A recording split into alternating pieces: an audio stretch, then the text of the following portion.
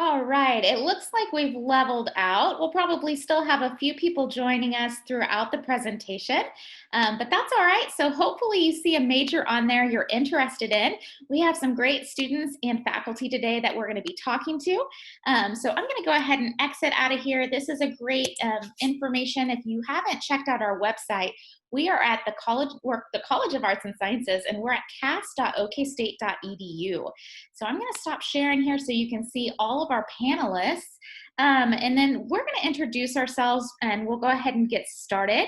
So I'm Lana Freshley. I do recruitment for the College of Arts and Sciences, and I'm actually a two-time grad of Oklahoma State University. My undergraduate is in strategic communications. So if any of you are interested in multimedia journalism or sports media, that's all within the same department. So I'm going to go ahead and toss it over to my other two recruiters, starting with Natalie Ambrose. Natalie? Hi students, my name is Natalie Ambrose. I work with the College of Arts and Sciences recruitment team with Lana and Carla. I specialize in the arts and humanities majors, which is where my formal training is. Awesome. Go ahead, Carla. Hi everyone, thank you for coming. My name is Carla. I am one of the three recruiters, the three musketeers from CAS, and my main area is math and sciences. My background is in Spanish, literature, and mathematics. Awesome. Thank you so much, Carla. We have two great faculty here today. I know we have a lot of students interested in music. And so we have Dr. Leffert from the the Michael and Ann Greenwood School of Music. Hi, everyone. My name is Jeff Leffert. I serve as director of the Michael and Ann Greenwood School of Music, and just so excited to talk to you about music here at Oklahoma State University. All right. And then we have from microbiology, Dr. Conway. Good evening. My name is Terrell Conway, and I'm a Regents Professor of Microbiology and Department Head. I'm from Bartlesville, Oklahoma. I'm a two-time Oklahoma State University graduate with my bachelor's and my doctorate. Awesome. We have a theater student here for all of our performing arts students. Courtney, go ahead, Courtney. Hi, my name is Courtney Noizad. I am a junior studying theater. My emphasis is on performance, and I'm from Memphis, Tennessee. Awesome. So I know we have a lot of students from out of state, so I wanted you all to know that we have quite a few students on our panel today that are from out of state too. So as we open the questions up here in a little bit to students, go ahead and put in the chat any questions that you may have specifically for our out of state students, and they'd be happy to help too. Moving on to Melanie. Hi, my name is Melanie Olson. I am a senior. I'm studying economics with a minor in general business and American Sign Language. And I'm from Flower Mound, Texas, and currently living in Florida. Awesome. All right. And we have a communication sciences and disorder student, Bridget. Hi, my name is Bridget DeLeon, and I'm a senior at OSU, and I'm from Elk City, Oklahoma. And as Lana mentioned, I'm a communication sciences and disorders major. Great. We have a pre-law student, Jack Edwards. Hi, my name is Jack Edwards. I'm a junior from Dallas, Texas, and I'm currently pursuing a dual degree in psychology and political science with a minor in philosophy. And as Lana said, I intend to go to law school. Yeah, we're really excited for Jack. He's been preparing for the LSAT and getting that taken care of. And then finally, we have Emily. Hi, my name's Emily. I'm from Austin, Texas. This is my second year here, and I'm a medicinal and biophysical chemistry major. Great. Well, that's our panelists for today. So hopefully you see somebody you have a question for specifically. Carla is going to be on our chat today, and she's going to be gathering your questions. So please drop all of your questions into the chat, and it can be for our faculty members, for general OSU information, whatever you're needing questions answered about, go ahead and let us know. But I'll get the conversation started. Make sure you check out the chat also, because Natalie's going to be dropping a lot of important links. So as we start talking about certain things, we really want you to be plugged in and have all those resources available. So maybe you have another doc open, like a Google Doc or a Word doc, so that you can copy and paste so you can check those out later. All right, I know that we have some students interested in music, so that's a really hot topic here at OSU. We really care about the arts and humanities here, and we invest a lot of time and money into our arts and humanities. So Dr. Leffert, can you tell us a little bit about the audition process? Do you have to be a major? What does that look like? Right. Well, I'd like to start by saying every OSU ensemble is available to every OSU student by audition. And so those auditions for ensembles typically take place during the first week of school. But I'd like to encourage you all, if you're interested in majoring in music or minoring in music, or we do have some financial incentives that are tied to music. Those auditions take place in January and February. So we have 2 audition weekends. This year, we're taking auditions every possible way. So face-to-face, we'll also do them via Zoom, or you can submit a video recording.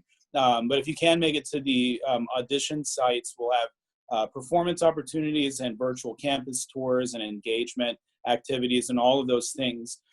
This is such an exciting time in the performing arts at OSU. This last fall, we opened the beautiful Mcknight Center for the Performing Arts. OSU boasts a really impressive endowment to bring in world-renowned guest artists for the campus and the community. So last year we had the New York Philharmonic Orchestra here, which is a really special thing. We had Philadelphia Symphony Orchestra slated to come. Unfortunately, that was canceled, but that'll be rescheduled. Joshua Bell was here, and the spring is sort of like the LeBron James of the violin. And so, these sorts of activities are truly unique to our campus. I am so excited as director of the Greenwood School of Music to help usher in our new music building. So the Greenwood Music Building opens in January. So we're in the process of moving. You can't see it, but I got boxes back here, starting to box up my own things. And I'm just so excited for our students to be able to have both world-renowned performance facilities, but plus these beautiful instructional facilities. We've been revamping our degrees, and we do have a number of majors. We've also made it easier for those of you who are interested in considering a double major, certainly through our BA in music.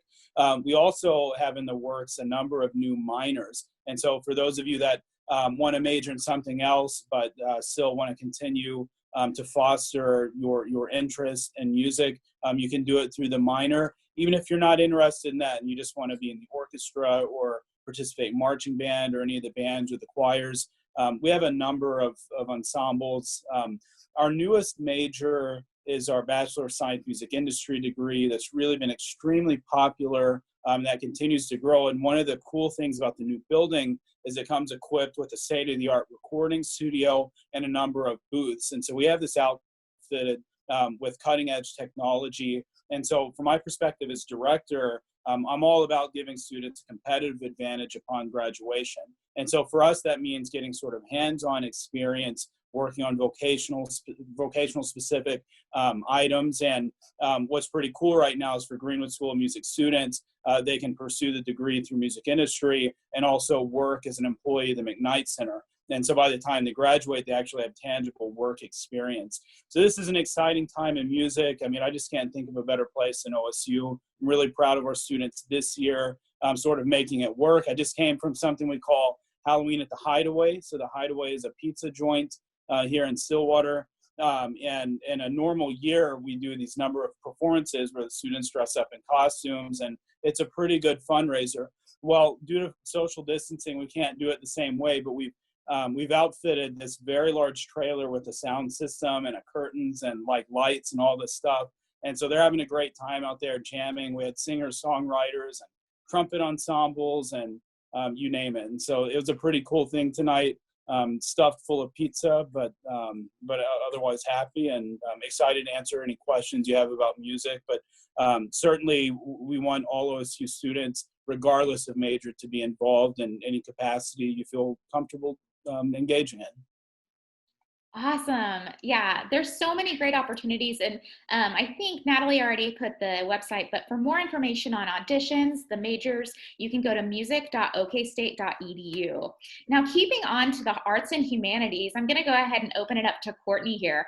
So she's our resident theater student that's on the panel today. And Courtney, tell me a little bit why you chose theater as your major. So a reason why I chose theater, originally I hadn't, just because sometimes in high school you kind of have that defeatist mindset when you are in a competitive arts environment. But when I auditioned at OSU, I truly did feel safe and encouraged. I knew I wasn't just going to be a singing tree, is how it sometimes feels. But here it's kind of the question of what can we do for you? And at every stage of my audition, I felt like they wanted to see what my input was in the department, what I wanted to do outside of college. And so that kind of just secured my decision to choose OSU Theater. And I'm grateful to be doing it 3 years strong right now. That's awesome. So I know that for a lot of arts and humanities students and their parents, they're really concerned about what you're going to do after college. Are you going to be able to be employable? What kind of jobs can you get? So tell us a little bit about career opportunities outside of arts and humanities. One of the great programs that we've added with theater, you can also be an arts admin major as well and dual major, so you don't have to lose the performance aspect along with, let's say, more like business. But even with my degree, I'm still eligible to be, let's say, if I want to continue with marketing, I can look at public relations and advertising, or I could become a director or a casting agent. Those fields are still open to me. I can still explore creative writing and become an author or a playwright. But I feel like the theater degree is very flexible. We also have our technical side, where a lot of our technical theater majors are, say, double majoring with engineering. We have a lot of lighting students that work with mechanical engineering, but they want to become lighting directors. So we have a flexible degree where you will have a job 100%. And with this season, we've been working with voiceover acting, and that's going to be greatly popular post 2020. And so I'm continuously developing my skills, whether it be performance track or technical. So yeah, does anybody have questions about that? Yeah, go ahead and drop them in the chat if you have any questions. But one cool thing, regardless of your major here at OSU, is we have an incredible career service team. And that's open to every student that's at Oklahoma State University. And career services really helps you find internships, work on your resume, and find job placement after college. Or maybe you're interested in going to graduate school or law school or medical school. We have different departments within our career services that can really help guide you and figure out what you need to do to get there. There even is some help within career services if you want to change your major. So say you get here and you're like, oh my gosh, I don't think this major's for me. You can just have a conversation with them about what classes you enjoy and then what majors might be open to you and what really might suit your career goals. So just keep that in mind too, because I know a lot of our students take advantage of those. And that's something you can start taking advantage of your freshman year. So don't feel like you have to wait till your senior year to take advantage of these great resources. All right, speaking of going on to medical school. Yeah. Sorry, Lana, we have a question that is it's still with Dr. Lawford and Courtney. A student is asking, what are the opportunities to be involved with theater and music without having to be a major or minor? So do the students still have to audition? Are there limited opportunities? So what can they do? Courtney, would you like to start? Sure thing.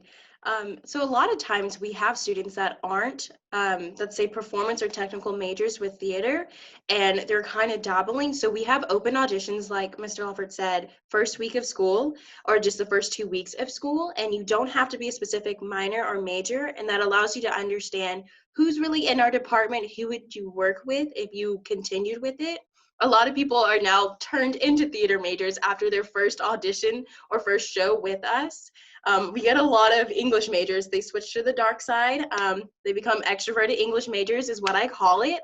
But yes, you do not have to have, you can also be a faculty member. I've worked with a faculty member in a show before, so it's a huge range of who's able to participate in the shows.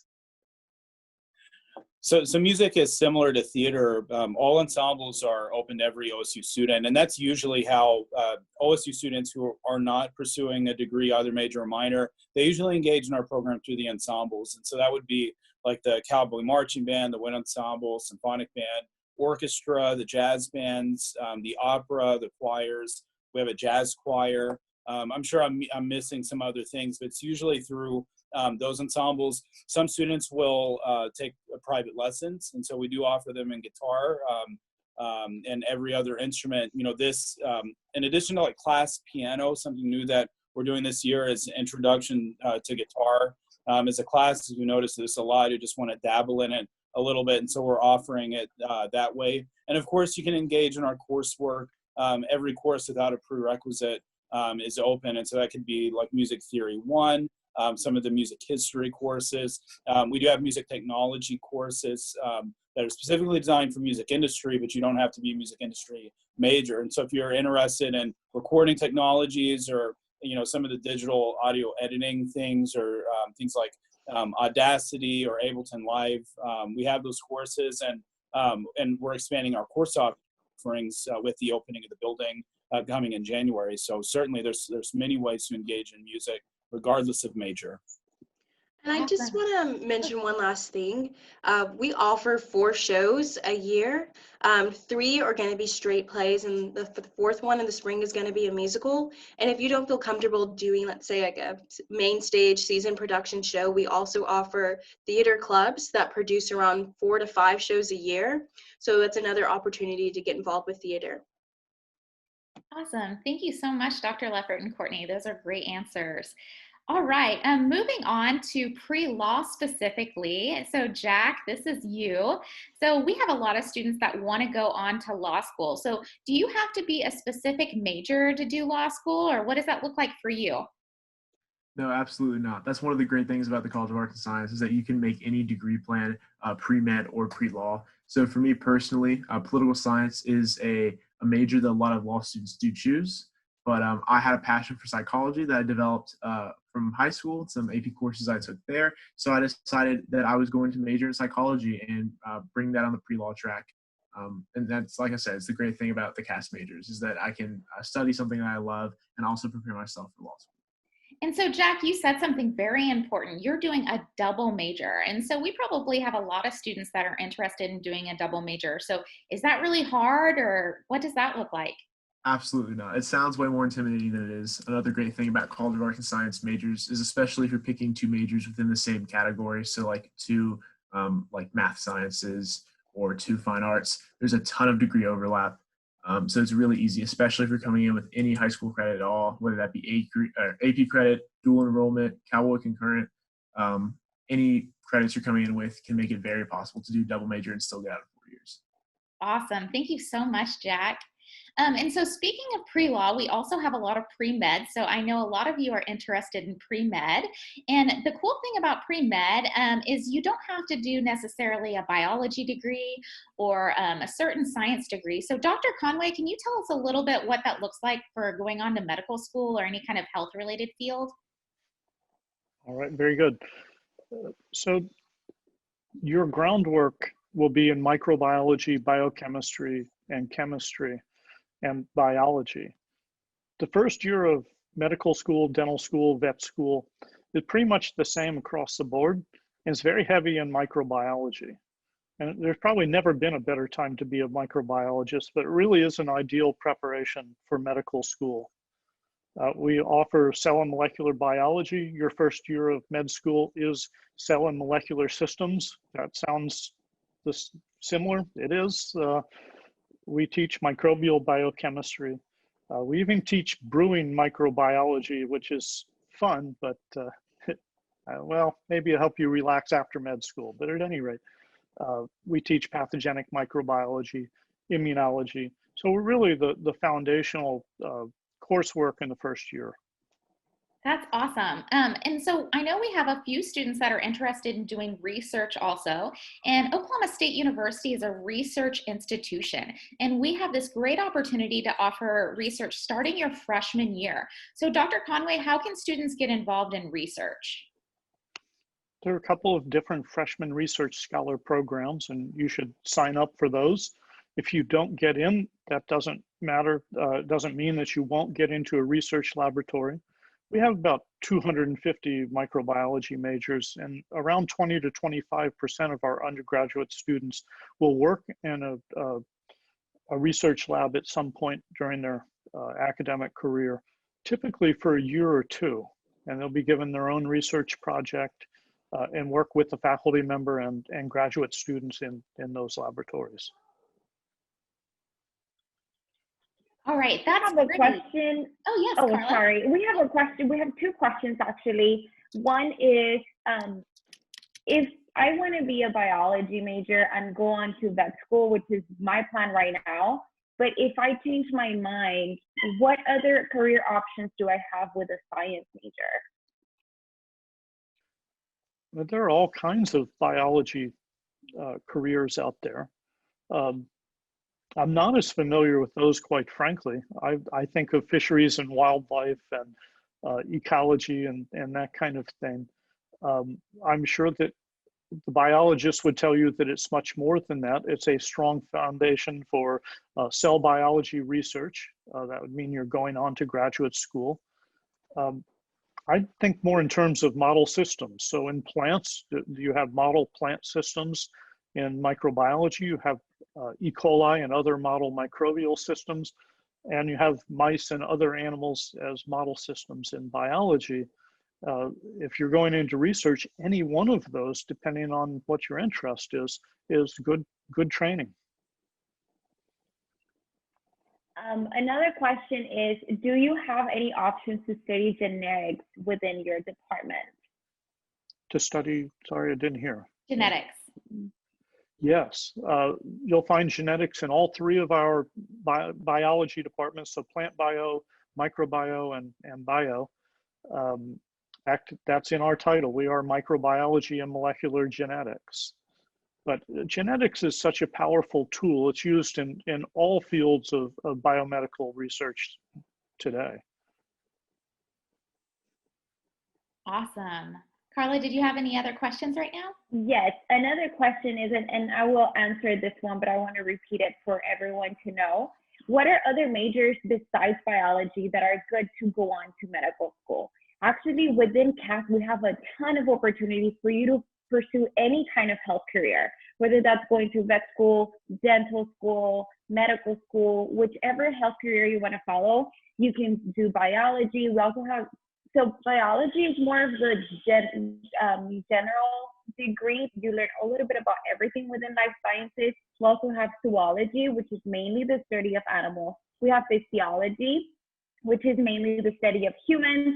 We have microbiology, which Dr. Conway just spoke about. We also have a lot of chemical related opportunities. So we have medicinal chemistry, general chemistry. We also have what we call non-traditional routes. So if you're into psychology, sociology, those two degrees also have pre-med routes. So we have a lot of opportunities, and we focus more on what is it that you like, and that's the degree that we can definitely suggest for you and help you get it as a pre-med degree. Awesome. Thank you so much, Carla, for telling us a little bit about that. For our students that are interested in doing research or going on for a master's degree, one thing I do want Dr. Conway to talk a little bit about is we have this incredible 4+1 program, and it's also referred to as an accelerated program. So Dr. Conway, can you tell us a little bit more about that? Well, we have several of these programs. I think the one that Lana is referring to is a senior taking graduate level coursework that applies towards a master's so that you could finish your bachelor's and your master's degree in 5 years.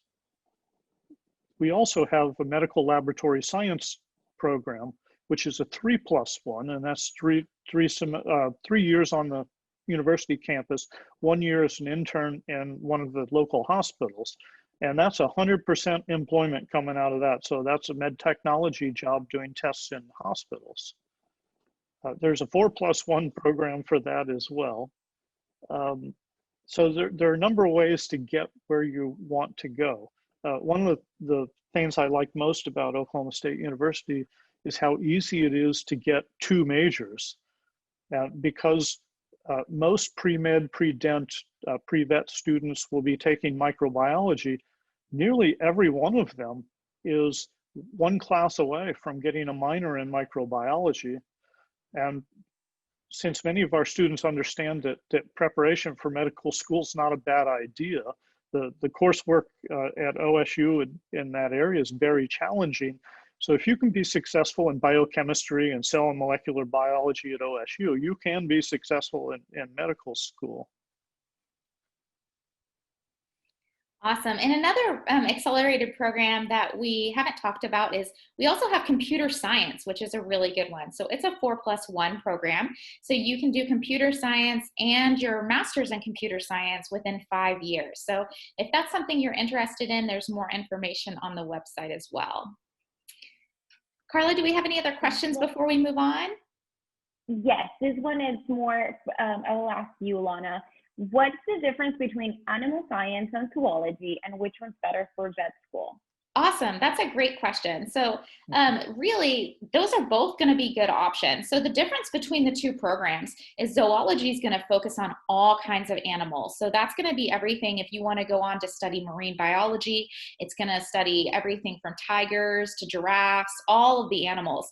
Whereas animal science, which is in the Ferguson College of Agriculture, is going to focus primarily on domesticated animals. So that's going to be like cows, pigs, horses, goats, dogs, cats, things of that nature. So it's really up to you on kind of what you're wanting to focus on. But much like medical school, you could do microbiology, you could do physiology, biology to go on to veterinary school. So really, as long as you're meeting those prerequisites for whatever program you're wanting to do, that's going to be the most important thing. So great question. Thank you, Carla.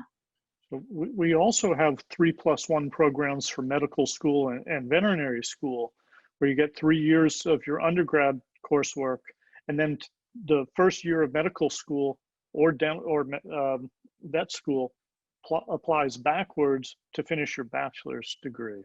Yeah. And one other thing I would add is the coursework in arts and sciences is generally more rigorous when it comes to cell and molecular biology.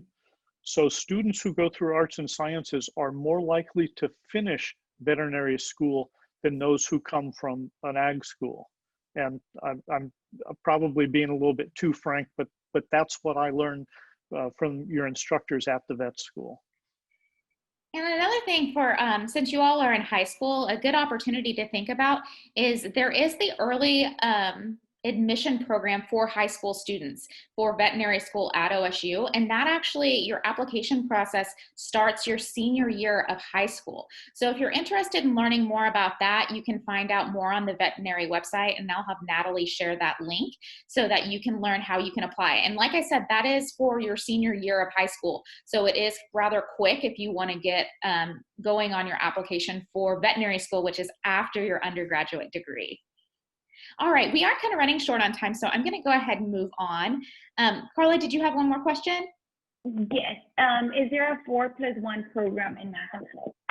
In mathematics? Not at this time, but a lot of times students can, if you're bringing in extra credit hours, you will be able to finish up programs a little bit quicker. So, or if you're taking classes over the summer, we also have short courses, and this is for any major. So we have short courses, which is going to be like winter intersession courses. You can take classes over the summer breaks, things of that nature. So thank you for asking that.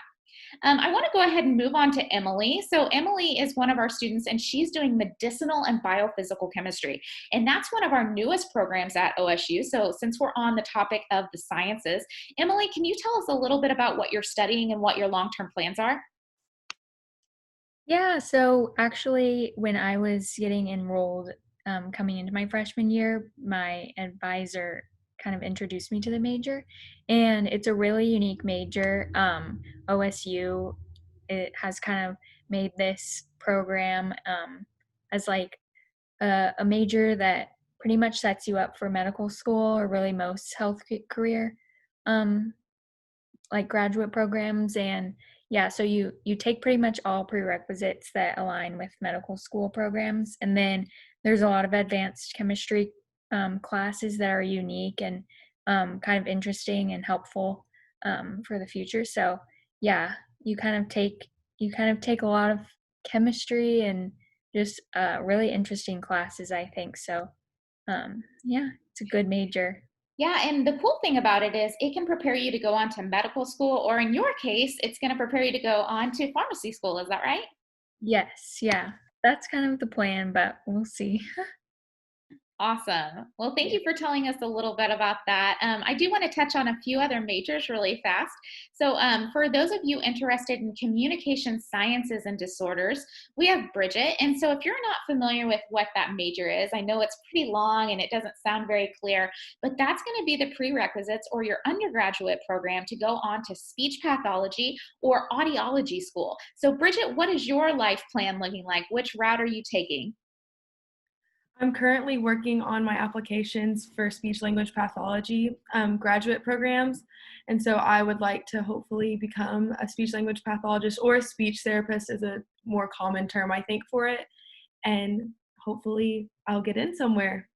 Awesome. And we have a really great program at OSU. And if you are interested in going on to audiology, OU has a really incredible program. So we do have both programs available in the state, just depending on what you're wanting to do after you graduate. So Bridget, what kind of programs or what kind of hands-on experience do you get within CDIS? So I get quite a bit of hands-on experience, I would say. There's a class that you have to take to graduate that you actually get to be in the clinic with another graduate clinician, and you're assigned to a client. So that's great to actually get the experience of what you would be doing if you were to continue on that path. And I also have been able to be involved in research within my major, and that has been a wonderful experience just to see a different side that most speech language pathologists haven't probably had much experience in. Awesome. Thank you so much. Good luck on applying to graduate school. I know we have a great program. And for those of you interested in communication sciences and disorders, we actually have a living learning program for communication sciences and disorders.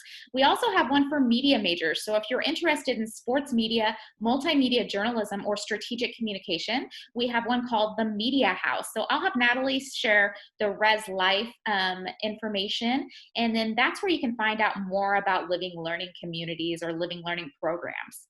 So moving on to Melanie, we have her here, and she's doing a really unique major for the College of Arts and Sciences, and it's economics. And so why it's so unique within our college is because it's also offered in the School of Business. So any of the business degrees will require you a core business hour requirement, which means you have to have 25 hours of business classes. But in Melanie's case, she didn't have to do that necessarily. So she had a little bit more freedom with her schedule. So she's still able to take all of those great economics courses, but she's able to get a lot of liberal arts and sciences in as well. So Melanie, let us know why you chose that program within the College of Arts and Sciences. That's a great question. So I had originally started in a different major of the College of Arts and Sciences, and then I realized that I wanted to go the business route, and the Spears School of Business is absolutely wonderful, but like Lana was mentioning, I really love the freedom that College of Arts and Sciences offers, because I came into college not really knowing what I wanted to major in, but I knew I wanted to study American Sign Language. And so with the College of Arts and Sciences, I was able to study American Sign Language and still be able to graduate in time. And then also with the freedom that it offers, I actually just declared a general business minor. And so I had to have a bunch of upper division anything courses. And I actually chose business courses to make myself a little bit more marketable. And so those are really easy to take care of as well. Yeah, and one of the cool things about economics is you could even do pre-med within economics, because you can actually fit in all your prerequisites to go into medical school. So like we said, pre-med is really flexible. So don't feel like you have to lock into a certain major to go on to medical school. It's all about those prerequisites. So thank you so much, Melanie. One thing I do want Natalie to go ahead and share is if you all have specific questions, I've seen a few students have specific things for their scenarios. Natalie, if you wouldn't mind sharing our one-on-one appointment link, we are happy to meet with you. Carla, Natalie, or I will be meeting with you one-on-one. We can set up a Zoom. And if you want to talk about your career goals or maybe some major opportunities, even if you don't know what your major is yet or you want to keep your options open, please let us know. We'd be happy to to talk that out with you. And just based on your interests, we can tell you a few options that you have. So Natalie will be sharing that shortly, just so in case we haven't hit on a point that you're interested in, we can go ahead and make that appointment with you. So we have about 5 to 10 more minutes. So I do want to talk a little bit about being involved on campus. That's something we really pride ourselves on, is the cowboy community or the cowboy family. You've probably heard that here at the College of Arts and Sciences or at OSU as a whole. So Dr. Leffert talked a little bit about being involved in music. Courtney talked about being involved in theater. Both of those are open to students not necessarily majoring in those options. So, but we do have other ways that you can get involved. I do want to have Jack open up because he's actually really actively involved in a lot of clubs and organizations on campus. We have over 500 clubs and organizations at OSU, and there's all kinds. And if you don't see one that you like, you can actually create your own. We have an office here on campus called Campus Life, and you can go there and fill out some forms and you can get a club started. So Jack, tell us what it's like to be involved on campus. What clubs and organizations are you involved in? Yeah, absolutely. So I had really good luck finding organizations that I really found a good fit into my first year. Going into college, I was told to try new things and just get involved in everything and really find your place. And I ended up applying to be a College of Arts and Science ambassador, and that led me on to being the president this semester, and ended up giving me a job within the College of Arts and Science outreach office. So I've had a super positive experience with that, and I just walked through campus and saw that opportunity on an A-frame, which are like these little posters that we have around campus. So I guess my message there is just try new things, push yourself out of your comfort zone. I'm also serving as a College of Arts and Science senator through the Student Government Association. We have a super active and involved SGA. And if any of you guys are involved in student council in high school and you kind of want to translate that leadership style over to college, we definitely have an area there for you. And kind of also what Lana said earlier, if there's a club on campus that you think needs to exist that doesn't, feel free to start a club. I know some of my friends and I that are other political science majors, we realized there wasn't a political science club on campus. So this semester, just a couple weeks ago, we became an official political science club, and we're getting that kickstarted with our first meeting this week on Thursday. So it's great. You can absolutely find a place on campus for any style of leadership or involvement you have. And if there's not a place for you, it's really easy to make one. So, yeah. Awesome. Yeah, we have a student who's first generation college student, and she came to me, told me she was feeling a little bit alone in that, but she had found one other person who's a first gen college student, and they started a club. Turns out our university is full of kids that are going to, the first person in her family ever to go to college, and they found that community by forming a club, and I was their sponsor.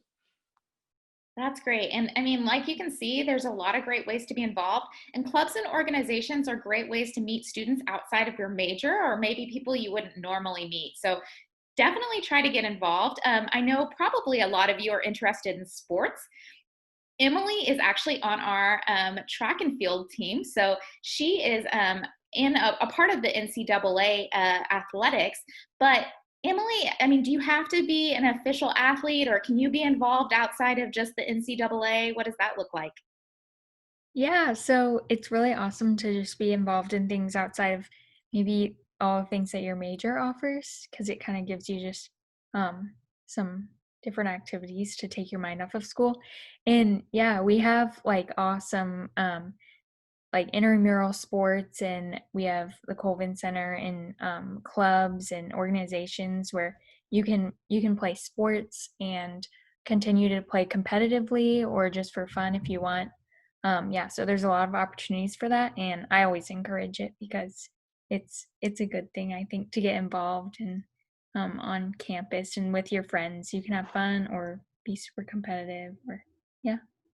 Yeah, and like Emily said, we have intramural sports, but if you're not necessarily the athletic type, don't think that that's just limited to our traditional sports. We have everything from ping pong to esports. So that's, video games. We have all kinds. We have 2-ball soccer.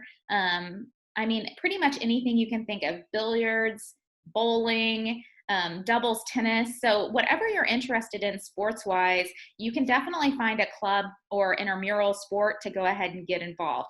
And we have sports all year round. So if you're one of those athletic types that likes to be in something every season, then you do have that opportunity too. All right. Carla, do we have any other questions right now? Yes. The question is, do we have any majors related to forensics? We do, and the answer will be depending on what kind of forensic career you would like to follow. You can do a sociology major, a psychology major. We have a plant biology pre-forensics option. So definitely feel free to contact me. I just dropped in the one-on-one link, so you can set up a meeting with us and we can tell you all the difference between all of the majors and how they can lead to a forensic career. Great. Thank you so much, Carla. Another thing that I wanted to talk about, just speaking of all of these really hard majors, they sound really hard. We have so many great resources on campus. So everything from a writing center that will help you write a paper. And that's everything from the idea phase, so trying to think of what you're going to write your paper about, to editing, so they'll help you go through and edit everything, to style guides. Style guides meaning like MLA style, AP style. So you have a lot of different options. So we have a lot of different resources. We also have a Math Learning Success Center. Now, I think a few of you, Melanie, haven't you taken advantage of some of these resources? Is it easy? What do you think? Yes, both of them are very easy. I actually have used the Math Learning Success Center and the Writing Center. I used the Math Learning Success Center last year, and it was really easy. It's on the 5th floor of the library, and you go up there and you can like swipe your card to like sign in. And then you can just like work at the tables, and then they have these really handy like little, like if you think of like a restaurant, you can put your number in it, you can put like a little card in there and it'll send somebody over to help you with your problem. And then yes, I also used the Writing Center, and it was really easy. You can just schedule an appointment online and then they will help you edit it and figure all of that stuff out, like Lana mentioned. It was really great. And that's everything for the Math Learning Success Center. That's every level of math. So that's not just limited to students that are in algebra. It goes all the way up to Calc 3 and any other issues that you may be having. But those aren't the only resources we have. We also have LASO, Supplemental Instruction, which is usually a student that has taken the class before and received an A in the class, and then they're able to hold what we call office hours, much like our faculty members, and then they can help you additionally. Another great resource is our faculty. So we have office hours for all of our faculty and our adjunct faculty, and you can actually go in and get help. And we highly recommend you do that, because you making a relationship with your faculty member is gonna really serve you well in the long run. They can help you write, they'll write reference letters for you, and they can really help you outside of that class. So Dr. Conway's helped students not only in his classes, but students that move on to different classes, because depending on your learning style, maybe you want something explained to you a little bit differently, and it's always great to know different resources that you can lean on and reach out to. In addition to any kind of additional learning, tutoring is totally normal in college. So whereas in high school you may have never had to use it, in college you may have to, and there's no shame in it, because we have so many resources for a reason. So I think all of our students could attest to the fact that they've used some kind of resources at some point in time, and it's able to help you better. So Bridget, I know you've taken advantage of some of our resources on campus. What has your experience been like? I've definitely utilized office hours with my professors, and especially if you're wanting to go on to graduate programs, it is important to build those bonds like Lana was talking about with your professors, to get reference letters and things like that done. And I think it's just important sometimes to be one-on-one with your professors so you can get that individualized help, and maybe they have different ways that they can look at it, problems, or explain things to you that can definitely help you out. Awesome. Thank you so much, Bridget, for sharing your experience also. Okay, it looks like we're about done with our session right now. Carla, do we have any additional questions before we wrap up? No, we're good. Awesome. Well, I hope you all got so much out of this experience today. Carla shared that one-on-one link, so please let us know so Carla, Natalie, or I can reach out to you. We'd be happy to make an appointment, and we can talk a lot about what you'd like to do and connect you to different resources if that's what you're needing to do also. So thank you so much to our student and faculty panel for coming in on a Thursday evening, and thank you all students, our high school students, for coming, because I know that college can be a tough decision, but we want to help you in whatever way we can. So thank you guys so much for coming today, and go Pokes.